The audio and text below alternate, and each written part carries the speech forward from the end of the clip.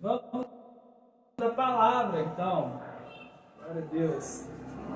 Diz assim: então chegaram ao pé de Jesus uns escribas e fariseus de Jerusalém, dizendo: por que transgridem os teus discípulos a tradição dos anciãos? Pois não o pão. Ele, porém, respondendo, disse-lhes: por que transgride vós também o mandamento de Deus pela vossa tradição? Porque Deus ordenou, dizendo: honra teu pai e a tua mãe, e ao pai ou à mãe que morra de morte. Mas vós dizeis: qualquer que disser ao pai ou à mãe é oferta ao Senhor, o que poderias aproveitar de mim? Esse não precisa honrar nem ao seu pai, nem a sua mãe. E assim invalidastes pela vossa tradição o mandamento de Deus. Hipócritas. Bem profetizou Isaías a vosso respeito, dizendo: este povo honra-me com os seus lábios, mas o seu coração está longe de mim. Mas em vão me adoram, ensinam doutrinas que são preceitos de homens. Amém? Amém. Aleluia. Deus maravilhoso. Amém. Santo Deus, maravilhoso Pai, nós glorificamos o Teu nome, nós exaltamos ao Senhor, porque só Tu, ó Pai, és digno, só Tu és digno de honra, só Tu és digno de glória. Aleluia. Deus, fala aos nossos corações nessa noite. Aleluia. Que o Teu Espírito Santo ilumine as nossas mentes para a compreensão da Tua palavra. Ó Deus, que no nome de Jesus, ó Pai, que a terra esteja boa, esteja preparada, arada para receber a Tua boa semente. Em nome de Jesus. Amém. Aleluia. Amados, no texto que foi lido, nós vemos que chegam os escribas, aqueles doutores da letra, aqueles que escreviam as leis, aqueles que traduziam os pergaminhos, os escribas e os fariseus até Jesus Cristo. Os religiosos da época são aquelas pessoas que criam ter a lei do Senhor, criam que poderiam levar as pessoas até Deus, os religiosos daquela época. Chegaram ao Senhor já indagando, por que os seus discípulos transgridem a lei, transgridem a tradição. Nós vemos que é um povo zeloso pela sua tradição, é um povo zeloso pela sua cultura. Eles vêm e perguntam a Cristo: por que os seus discípulos transgridem? Por que eles não lavam as mãos? Ali, Jesus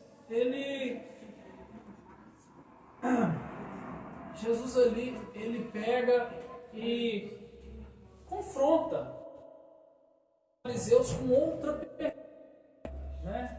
E vocês, por que também transgridem a lei? Aqui nós temos uma balança, e de um lado está a tradição, e do outro lado está a lei dos profetas, e de Moisés. De um lado nós temos a tradição, dos anciões, a tradição ali dos religiosos, e do outro lado nós temos a imposição da lei escrita por Moisés, da lei escrita pelos profetas do Senhor. Jesus pergunta: por que vocês fazem isso?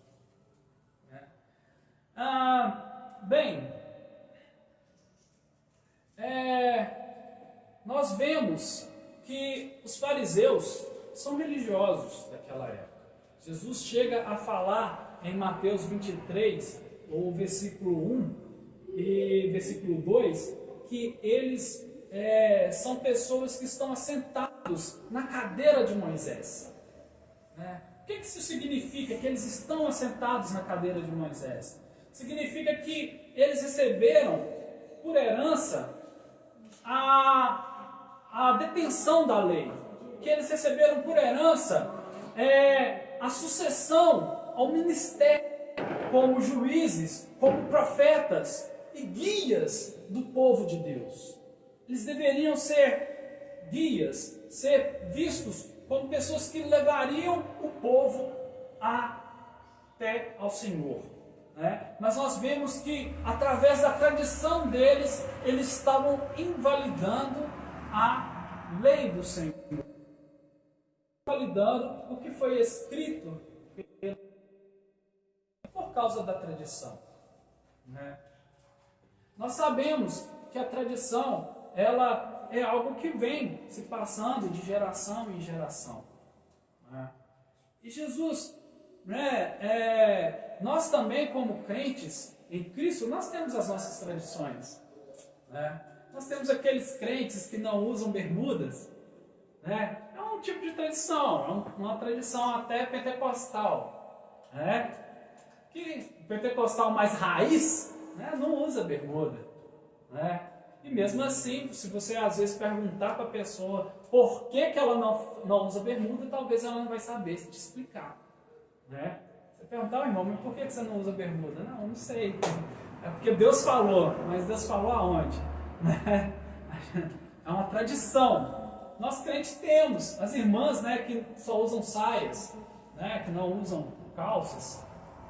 E isso a gente sabe que por haver lá em Deuteronômio falando, que a mulher não usa o homem, e o homem da mesma forma não interpreta dessa forma, mas é mais uma tradição, evangélica do que realmente um mandamento do Senhor ou uma interpretação do que é um mandamento. E vemos isso, várias tradições aí ao redor do mundo se mantendo. Por exemplo, irmãos que guardam ainda o sábado, tem os irmãos que guardam o domingo como se fosse o sábado. Essas tradições, elas não têm muito problema. Por quê?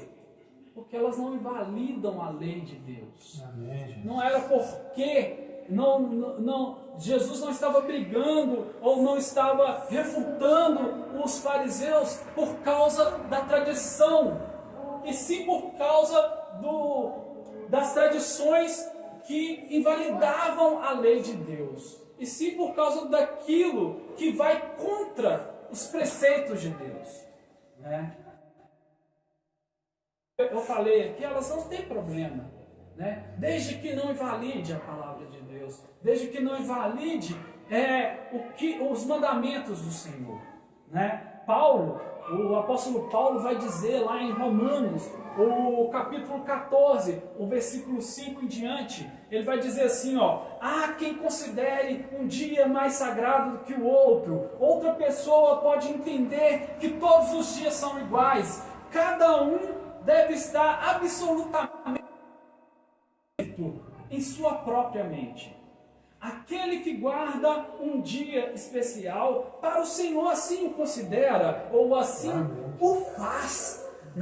Aquele que se alimenta de carne, o faz para o Senhor, pois dá graças a Deus. E aquele que se abstém, para o Senhor se priva, e também dá graças a Deus. Porque nenhum de nós vive exclusivamente para si. E nenhum de nós morre para si mesmo. Se vivemos, para o Senhor vivemos. E se morremos, é para o Senhor que morremos. Sendo assim, quer vivamos ou morramos, pertencemos ao Senhor. Portanto, foi por este motivo que Cristo morreu e voltou a viver, para para ser Senhor, tanto de vivos quanto de mortos. Aleluia. Então, elas não invalidam. Não tem problema eu achar que um dia é mais santo do que o outro. Não tem problema eu guardar o domingo, eu preservar o domingo como se fosse, né, o sábado. Eu me santificar no domingo, eu entregar o meu domingo ao Senhor, é bênção. Não tem problema também eu guardar o sábado. Desde que eu entenda que a salvação é através de Jesus. Amém. Desde que eu entenda que isso não me leva à salvação, me leva sim a me santificar ao Senhor, né? Que isso não é uma obrigação, mas sim é algo que eu faço por amor a Deus. Aleluia. Bem, Jesus ali, ele não estava refutando os fariseus por causa do lavar as mãos, né? Lavar as mãos é um ato higiênico, certo? Lavar as mãos é um ato importante, né? Na história, né, eu acho que lá no século XIV, houve aquela grande peste, a peste que eles chamam peste negra, né, que é a peste bubônica. E eu lembro, eu não sei certinho qual foi a fonte que eu vi isso. Eu creio que foi no Braulio Varela, que ele falava que todas as famílias ali da Europa tinham algum ente que estava doente, que estava enfermo por esta, né, epidemia. Só que uma família,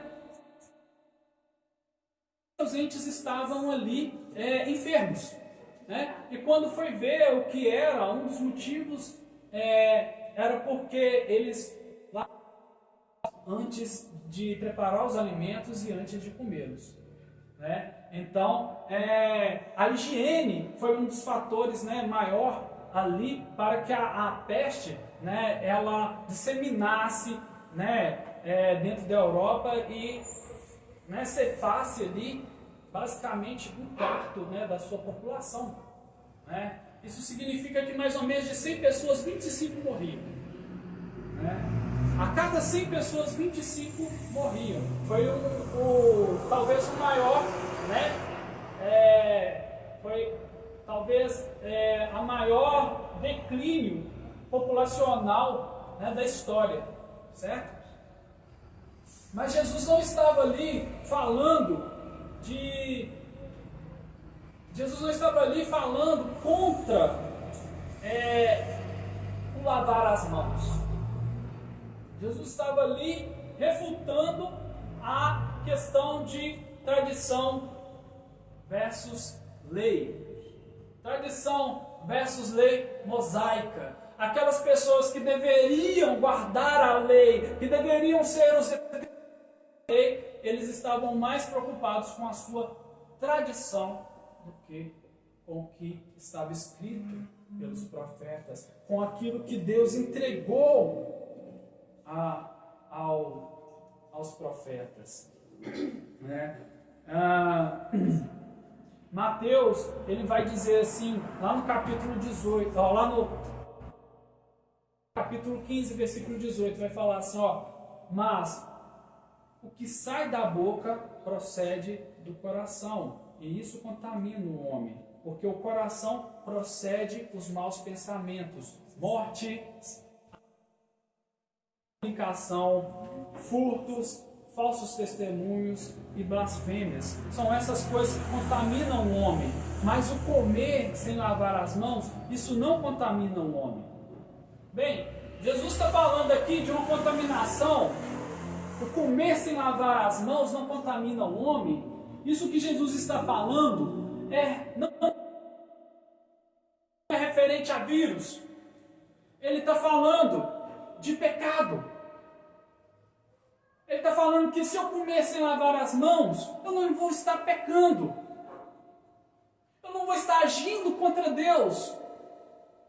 Mas quando eu procedo mal, quando eu tenho os meus maus pensamentos, esse sim contamina o homem. Esse sim vai marcar o homem. Esse sim vai levá-lo longe da presença de Deus. Aleluia! Glória a Deus!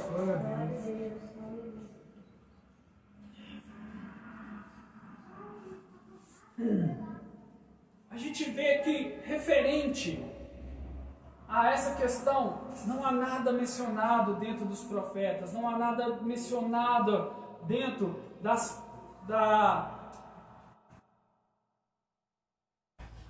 Era apenas uma tradição em lavar as mãos, mas eles levavam isso à risca, eles levavam isso ao pé da letra. Era tão importante quanto a lei, era tão importante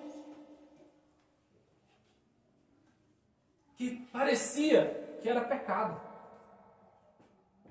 Por que quebram as tradições dos anciãos? Por quê? Por que quebra a tradição dos anciãos? A tradição é algo passado pela palavra oral. Muitas das vezes não tem escrito. Uma pessoa fala para outra e outra pessoa fala para outra e assim vai, assim por diante, né? Isso vira uma cultura comunitária, vira um ditado popular, vira uma fake news, vira uma brincadeira de telefone sem fio, né? Nós temos isso dentro da igreja, né? Vira e mexe, você escuta um irmão falar assim: faça a tua parte e eu te ajudarei. É comum escutar, né? Não está escrito em lugar nenhum, mas está escrito. Mas é uma tradição nossa. Não está escrito, mas é uma tradição. Né? O mais certo, mais próximo desse versículo que a gente chega é em Provérbios. Né? Provérbios 3,6, que fala assim: olha, reconhece o Senhor em todo e Ele endireitará as tuas veredas. Né? Ele endireitará as tuas veredas. É o mais próximo que nós temos da nossa própria tradição. Né? É o mais próximo ali escrito na palavra. E isso faz parte do nosso cotidiano, faz parte da nossa rotina. Há várias e várias coisas que são faladas que não estão na Bíblia. Né? Não cai uma folha da árvore se não for pela vontade de Deus. Né? Não está na Bíblia, mas muitos citam isso. Né? E não que não seja verdade. Né? Eu acho que é Spurgeon fala que até a poeira que vem pelo vento, né? Ontem teve uma ventania muito boa aqui, né? Sujou minha casa de folha para Cristo, nunca vi tanta folha na minha vida, né?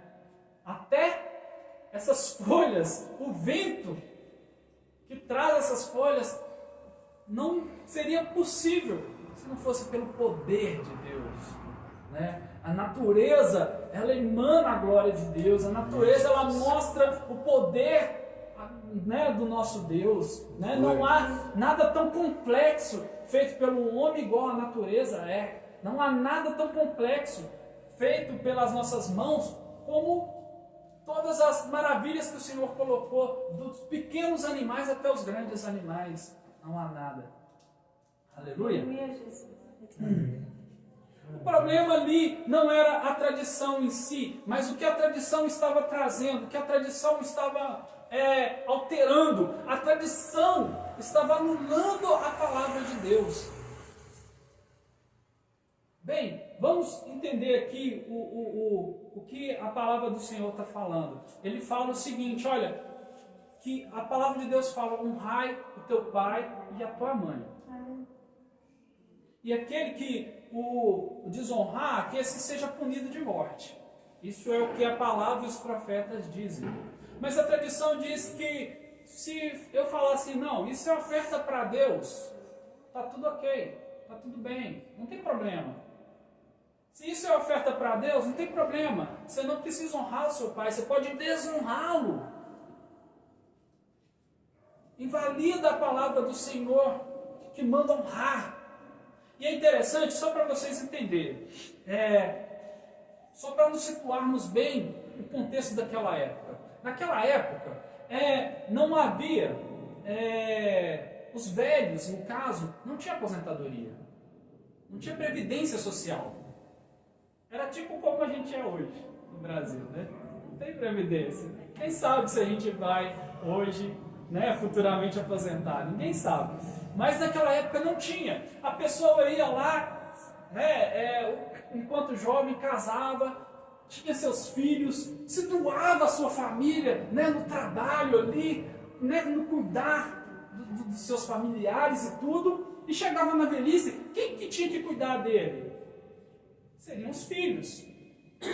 Quem que tinha que os auxiliar ali na sua velhice, né, com os mantimentos, né, com a locomoção, com os cuidados com a saúde? Quem tinha que fazer isso?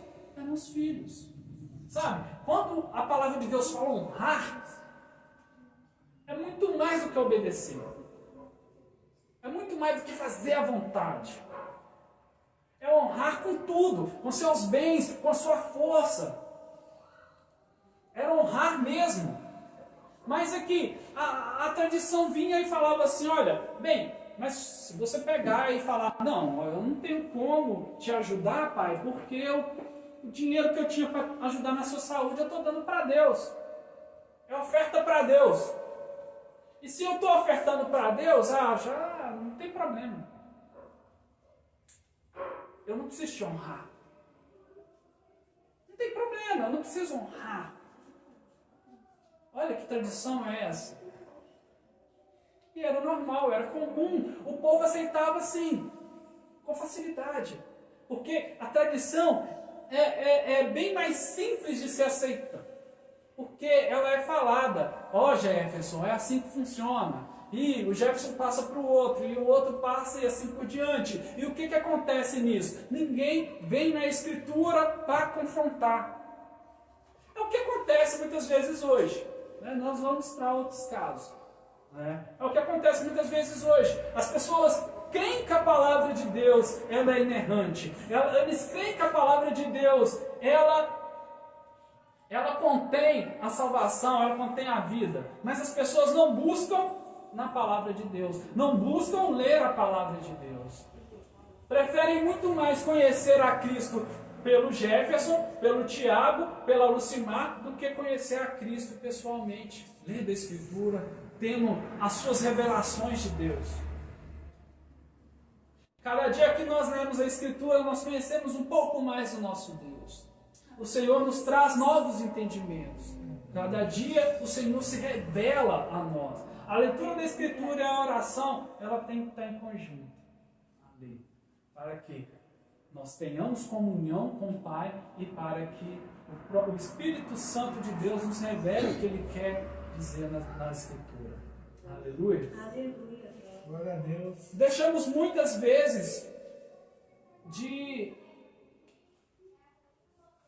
ir ao encontro de Deus, deixamos muitas vezes de fazer a vontade de Deus, porque estamos vinculados à nossa tradição, à nossa religiosidade.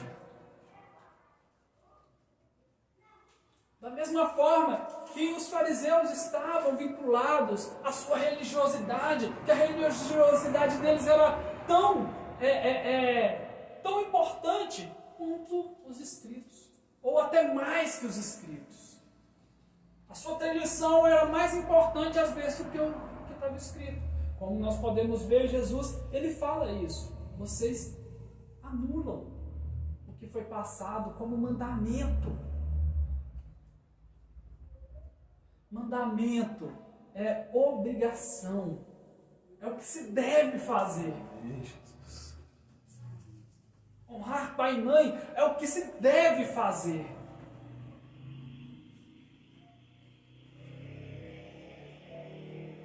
mas vocês deixam isso por causa da sua tradição. Criamos exceções. Falamos, não, isso pode, porque é oferta ao Senhor. Então pode. Que bacana. É oferta a Deus. Então pode. Só que Deus nem aceitando não está. Deus olha para a sua oferta e fala, você não sabe nem o que está acontecendo. Você não sabe nem onde você está pisando. Aleluia. Glória a Deus.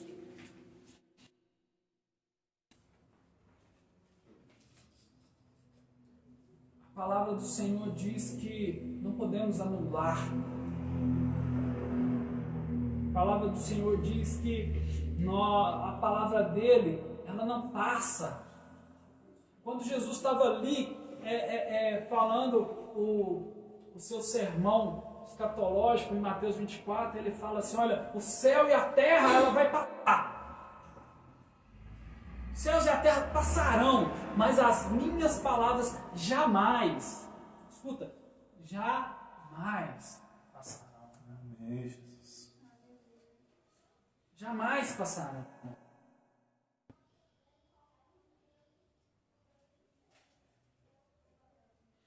Aleluia. Mateus 5, 21 a 24 diz assim, não se preocupem, tá, amados? A palavra é uma palavra rápida, mas que Deus abençoe, tá? Amém. Não se preocupem. Mateus 5, os versículos 21 e até o versículo 24 diz assim, vocês ouviram o que foi dito aos seus antepassados? Não matarás? Há julgamento. Mas eu lhes digo que qualquer que se irá contra seu irmão estará sujeito a julgamento. Também, qualquer que disser a seu irmão raca será levado ao tribunal. E qualquer que disser louco corre o risco de ir para o fogo do inferno. Portanto, se você estiver apresentando sua oferta diante do altar e ali se lembrar de que seu irmão tem algo contra você, deixe a sua oferta ali, diante do altar, e vá primeiro reconciliar-se com seu irmão. Depois volte e apresente a sua oferta. Aleluia! Briguei com a Lucimar. Eu briguei com a Lucimar. Aí chega o irmão abençoado e fala assim, não, Lucimar, pede perdão a ele não. Quem brigou com você foi ele. Não precisa preocupar não. Ele que tem que te pedir perdão. Vai em paz o seu coração. Porque quem pecou contra você foi ele, não foi você que pecou contra ele. Tradição. Tradição, amados. A palavra diz que se você lembrar que o seu irmão tem algo contra você, assim, mas se eu tiver algo contra você, se lembrar, você tem que pedir perdão. Se eu lembrar, Jefferson, que eu tenho algo contra você, Jefferson tem que te pedir perdão. Se você tiver algo contra mim, eu tenho que te pedir perdão. Ah, Deus, mas foi ele que errou. A gente tem essa mania, né? Até vira para Deus e indaga ainda, né? Não, foi o Jefferson, não foi eu não. Quem está aí, ó, falando, me xingando, foi o Jefferson. Né? Eu não vou pedir perdão a ele não, ele que está errado. Né? Deus olha para nós e fala, sabe nada. Deus fala conosco igual eu falo com os meus filhos. Quando meus filhos chegam e falam, mas foi ele que sei lá o que, eu viro e falo assim, eu não quero nem saber. Pede desculpa. Deus fala assim com a gente. Se a gente parasse, a gente ouviria isso. Eu não quero nem saber. Pede perdão. Pede desculpa para o seu irmão. Né? Pedro chega para Jesus e fala assim: olha, Senhor, mestre, quantas vezes eu tenho que perdoar o meu próximo?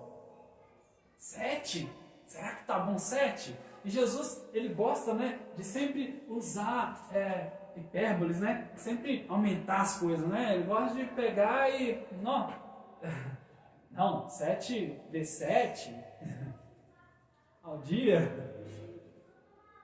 né? Jesus sempre ele gosta de pegar e aumentar as coisas, né? 70 vezes 7. Nem 7 vezes 7 não dá 49, não, é 70. Olha quantas vezes você tem que perdoar seu irmão. Será que você consegue contar 70 vezes 7, 490 ali? 490 vezes para perdoar seu irmão? Nós não conseguimos contar. Nós não conseguimos contar. Será que nós temos perdoado? Ou será que nós continuamos naquela? Não, foi ele que errou, né? Gente, nós temos que entender que nós somos denominados cristãos. Cristo foi o ofendido. Foi você que foi lá e bateu no rosto de Jesus. Foi você que foi lá e enfiou a lança no lado dele. Foi você que foi lá e deu a chicotada. Foi lá e o colocou no madeiro. Foi você que pendurou ele no madeiro. Quando eu falo você, é claro, estou falando de nós. Somos nós que fizemos isso. Ele foi o ofendido. E o que ele faz é: perdoai-vos, porque eles não sabem o que fazem. Se somos igual a Cristo, Jefferson, me perdoe, irmão. Se somos igual a Cristo, Simar, me perdoa, minha irmã. Não é esperar, não. Mesmo aquele que foi ofendido, ele foi humilde para nos perdoar. Amém. Ele levou toda a carga do pecado sobre ele, para nos mostrar que não é a tradição que é importante. Não é a tradição, e sim os escritos e os profetas que profetizaram que um dia ele ia tirar todo um jugo, que um dia ele ia tirar tudo aquilo que nos aprisiona, que ele ia levar sobre ele tudo aquilo que nos aprisiona, tudo aquilo que nos afastava de Deus. Jesus levou ali na cruz do Calvário. Veio o que está escrito no finalzinho do 24 lá: olha, você está entregando a sua oferta, você esqueceu, você lembrou que tem alguém que tem alguma coisa contra você, você deixa a sua oferta ali. Mas o que temos aprendido com a tradição é: não, pode vir, traz seu dízimo. Não, pode vir, pode louvar a Deus. Você está amargurado, está nervoso, está chateado. Não, vem louvar. Sacrifícios de louvores, eu acho que sacrifício é oferta, né? Então, se eu estou louvando, eu estou sacrificando, eu estou ofertando a Deus o meu louvor, é isso?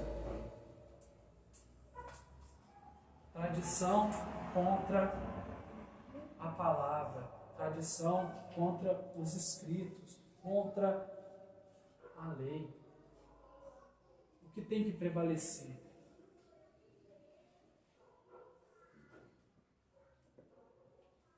Temos que perder a nossa teologia de botequim, né? Onde um fala para o outro, e ninguém sabe o que está escrito. Temos que perder essa teologia. Temos que, como disse o pastor Eliel no culto de semana retrasada, né? Perseverar em conhecer a Deus. Perseverar em conhecer a Deus.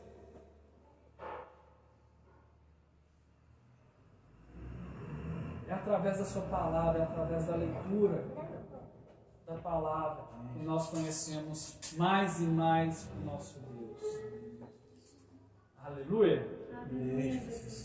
Meus amados, eu espero que essa palavra tenha edificado vocês. Eu espero que vocês recebam os seus corações.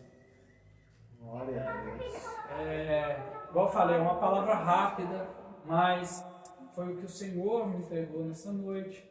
Né? Eu espero que venha frutificar nos corações, no nosso entendimento. Amém? Amém. Deus abençoe vocês. Aleluia. Aleluia. Amém. À vontade. Amém? Fique com Deus. Que o amor de Deus, que a graça de Jesus Cristo, que a doce comunhão e consolação do Espírito Santo seja sobre a sua vida, no nome de Jesus. Amém. E amém.